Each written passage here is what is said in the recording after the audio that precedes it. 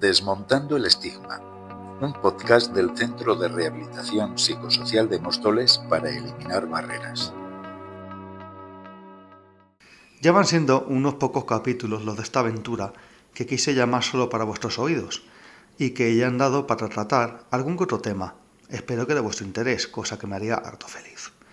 Así que comienza aquí el sexto, el cual intentaré centrar en el universo de la literatura. Concretamente he escogido unas pocas obras y autores que en su momento llenaron mi espíritu, imbuyéndome en sus páginas. Así que sin más dilación, embarquémonos en los mundos del negro sobre blanco, al menos en una infinitésima parte. Lecturas disfrutadas y recomendadas. Comenzaré con Eduardo Mendoza, flamante Premio Princesa Asturias de las Letras del 25. Autor diferente, de una imaginación desbordante, irónica, plenamente humorística, en una parte importante de su obra, en la cual quiero centrarme dentro de mis posibilidades. Un hombre que fue rector de las Naciones Unidas en la mismísima Nueva York, que yo creo que no está mal, y que en un ya lejano 1975 publicaría su primera novela, La verdad sobre el caso Savolta. Pero como esa historia no va por los derroteros que busco, de mencionarla aquí no voy a pasar. Nos vendrían títulos tremendísimos, como las muy exitosas y noticias de Gulb, tribulaciones de un extraterrestre desaparecido en Barcelona, y su misión para rescatarlo. Uno de los libros más inclasificables y a la vez deliciosos que he leído, y la verdad es que llevo yo unos cuantos en mi vida. También me viene a la mente Tres vidas de santos, donde la ironía 100% Mendoza adquiere una de sus cotas más grandes. Pero quiero dejar para el final aquel personaje de nombre desconocido, no porque no me acuerde, sino porque su autor no lo ha bautizado, al menos que yo sepa. Este comenzó sus andanzas en busca de la cripta embrujada, con su continuación El laberinto de las aceitunas, donde la cuta del absurdo humorístico llega, ¿qué digo?, pulveriza la estratosfera. Otros títulos, La aventura del doctor de señoras, El caso de la modelo extraviada. Creo que se nota claramente mi euforia y gusto por la obra de Eduardo Mendoza, y no pienso disimularla, es uno de mis escritores favoritos y de largo. En breve me leeré El asombroso viaje de Pomponio Flato, que tiene excelente crítica, y en la línea que os digo, y El enredo de la bolsa y la vida, otra detective sin nombre, del cual no daré dato alguno, emplazando a su lectura o relectura, que es totalmente indiferente. Manuel González, jefe de la Guardia Municipal de Tomelloso, personaje surgido de su paisano Francisco García Pavón. Plinio seguramente es el primer protagonista de una saga policíaca en la literatura española, pero aquí no surgen ambientaciones de una sórdida Nueva York, una bohemia París o la tenebrosa Londres, para nada. Aquí se ambientan las historias en la manchega y ciudad realeña Tomelloso, entre viñedos, chimeneas de las alcoholeras y una gente muy trabajadora y emprendedora que ha hecho de su pueblo una ciudad pujante y moderna. Véase, por ejemplo, su cooperativa vinícola Virgen de las Viñas, creo que la más grande del mundo, su flamante auditorio, hospital, un comercio brillante que da servicio a una amplia zona geográfica. Pero, volviendo al personaje, no va solo, sino acompañado por su inseparable y buen amigo Don Lotario, el veterinario imaginario de aquella época de Tomelloso, en aquel discurrir a caballo entre los 60 y los 70. Llevar la responsabilidad de la seguridad de aquel lugar, pues resulta de que no era tan fácil. Había casos, ya que los tenía que solucionar. Plinio, claro, y con la inestimable colaboración de Don Lotario, o el cabo Maleza, en unas páginas trepidantes en las cuales acabará por solucionar tal o cual misterio. La verdad es que llego a pensar que aquel binomio Plinio-Lotario no sé si tendrá una vaga reminiscencia quijotesco-cervantina. Lo que tengo por seguro es que es una pequeña joya de nuestra literatura, que ya no es tan recordada y celebrada como antes. Llegó incluso a tener serie en la época en televisión española. Y se le debe dar su justo reconocimiento, no solo por ello, sino por otros personajes como su esposa, por su hija Alfonsa, el faraón, la Lola, por los que pasaron ante aquellas páginas, haciendo ver por parte de García Pavón que el escenario, aunque de entrada no resulta académico, no es la parte fundamental, sino cómo hacer bueno el encaje y que no chirríe. Si tengo que quedarme con un par de aquellos títulos, diría Otra vez sábado y quizás El reinado de Vitiza, aunque todos tienen su aquel, su calidad y su calidez. Aquí no hay ni supervillanos, ni magos del crimen, ni engabardinados sabuesos. Si buscáis eso, no me hagáis ni puñetero caso. Pero si buscáis algo más original, exótico a su manera, os animo a ello. Puede que haya quizás algún pasaje, vamos a decirlo así, de otros tiempos, si lo comparamos con la ética y sensibilidades actuales. Pero si vemos tantas cosas como hoy en día, pues la verdad es que para mí quedaría en agua de borrajas. ¿Qué y quiénes son los pueblos malditos? pueblos malditos, etnias marginadas, colectivos humanos tradicionalmente apartados de la comunidad, despreciados, temidos a menudo y perseguidos casi siempre, sin derechos reconocidos, los ha habido siempre y en todas partes. Así exactamente comenzaban las primeras líneas de la Guía de los Pueblos Malditos Españoles, escrita por uno de los grandes sabios heterodoxos que ha tenido este país, Juan García Atienza. Un libro surgido en 1985 dentro de la colección Guía de la España Insólita. De antemano decir que es muy, pero que muy complicado encontrarlos. De hecho, solo tengo otros sobre la Inquisición en España de la misma colección. Pero si alguna vez en alguna de aquellas deliciosas librerías de Lance encontráis a tal autor, sea el que sea el título, os animo a comprarlo. García Atienza fue un pionero, un descubridor de muchísimos misterios, de viejos cultos y antiquísimos ritos entendidos hasta entonces erróneamente, que fue un imprescindible durante años en cualquier tertulia en la cual no se esbozase la clásica sonrisa irónica de sabiondismo dedicada a los pobres diablos que osamos creer en tales cuentos, leyendas o directamente en mamandurrias esotéricas infumables. Dicho esto, este autor, ya tristemente fallecido, tuvo los arrestos de hacer miles de kilómetros por toda nuestra geografía e ir mirando, escudriñando lo que se oculta detrás de una capa de intemperie, de olvido y un poco también de ignorancia.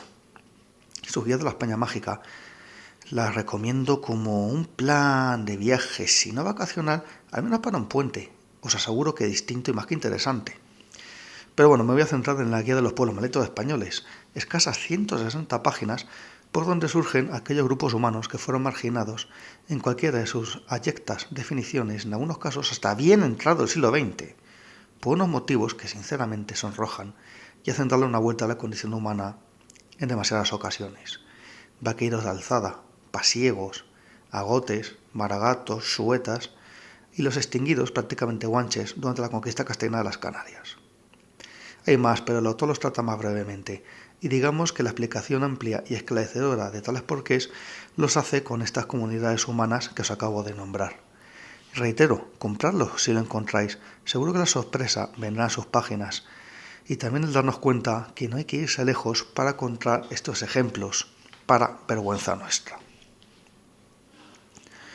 Camilo José Cela, Don Camilo para muchos, y entre ellos yo mismo, sin caer en aquella traída y llevada máscara personaje, constituye que fue el último premio Nobel español en cualquiera de sus categorías desde 1989, cosa inaudita para nuestro país.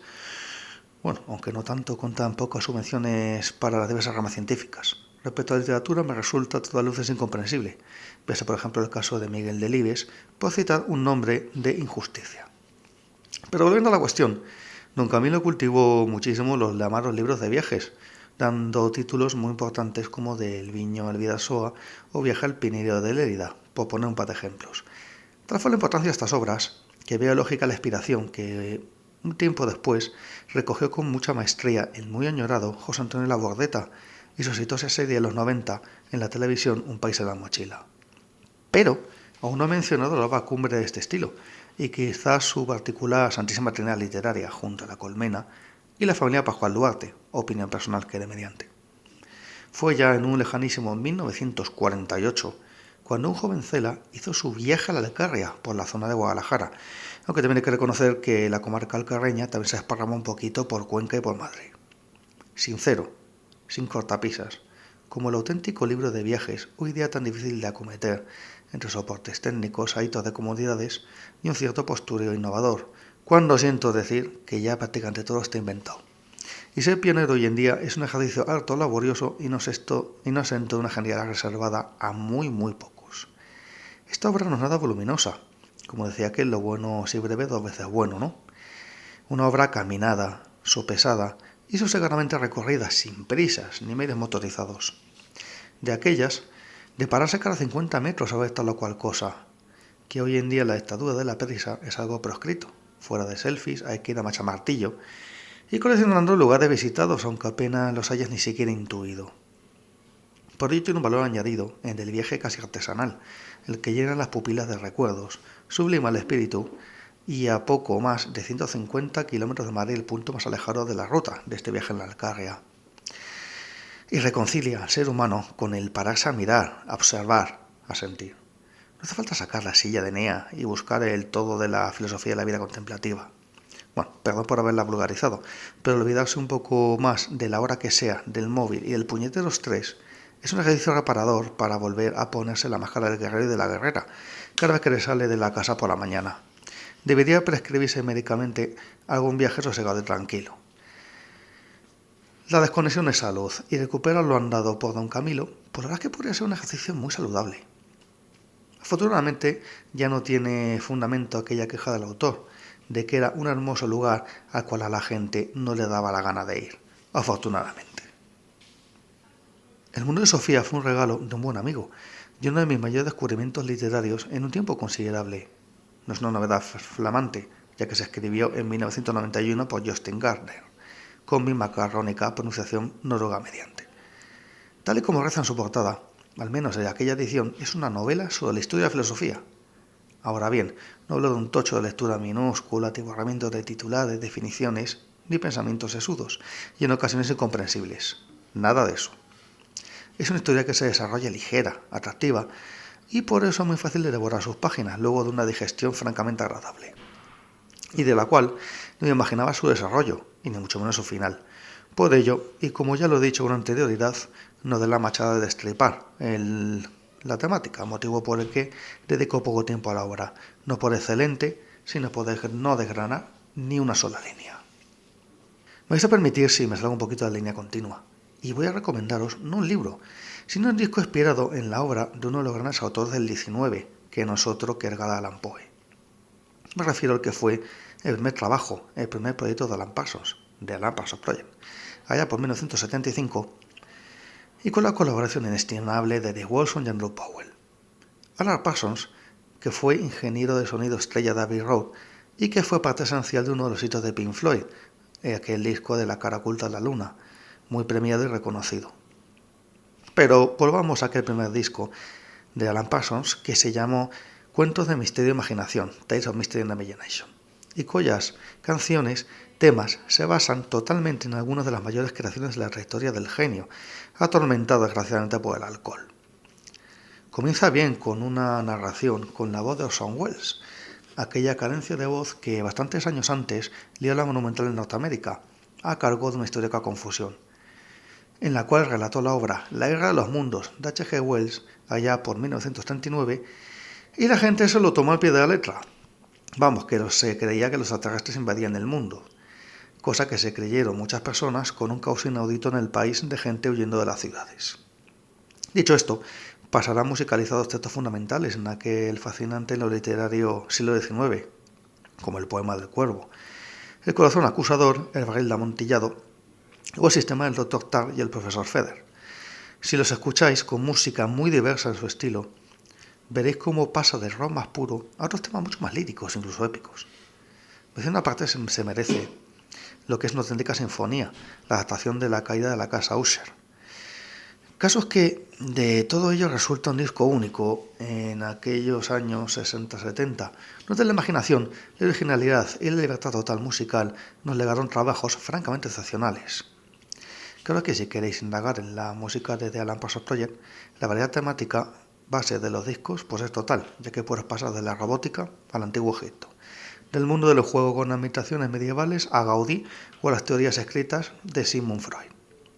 Ya dejé en otro capítulo que la verdad es que es una de mis debilidades musicales, por ello me encantaría compartirla con todos y todas, efectivamente solo para vuestros oídos. Y termino este capítulo volviendo al terreno literario, tras esa recomendación musical. Debo decir que cualquier muestra de buena música debe ser recomendada, sea cual fuere. En esta breve relación han imperado letras españolas, y termino con otro ejemplo más cerrando el capítulo, como os digo. Quiero llevar aquí la figura de Miguel Delibes, que como ya he comentado poco antes, para mí fue un noble en potencia, y que váyase a saber por qué pues no recibió tan merecido galardón, al que para mí ha sido el mejor cronista de la vieja Castilla, que no es poco.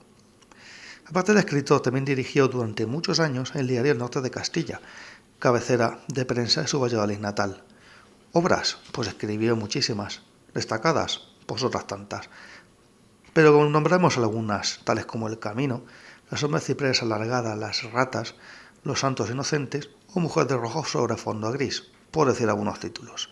La verdad es que todos fueron excelentes, y no es una frase hecha.